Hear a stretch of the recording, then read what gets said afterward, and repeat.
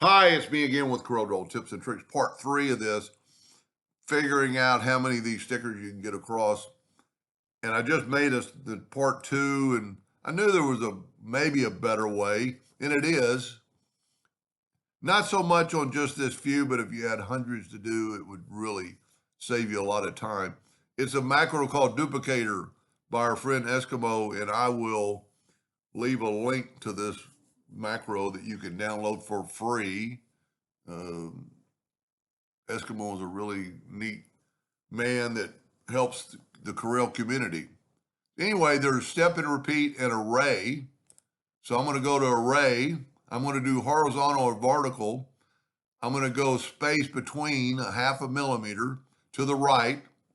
I'm going to go vertical down, space between half a millimeter. We needed 4 on the horizontal and 5. This is not where he says total number, so that, like what Corel says, a copy. But all you have to do is click on this.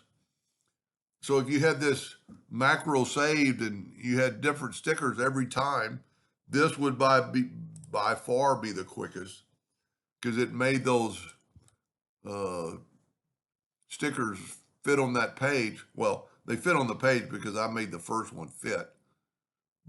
But if you shut down this macro, and there might even be a way to save this setting.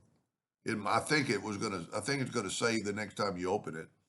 But this is something that would help you tremendously, because you don't have to figure out the distance.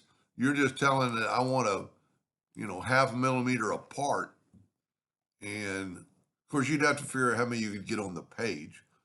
He evidently prints this on this size page. But I'll leave a link to this duplicator macro that is really cool.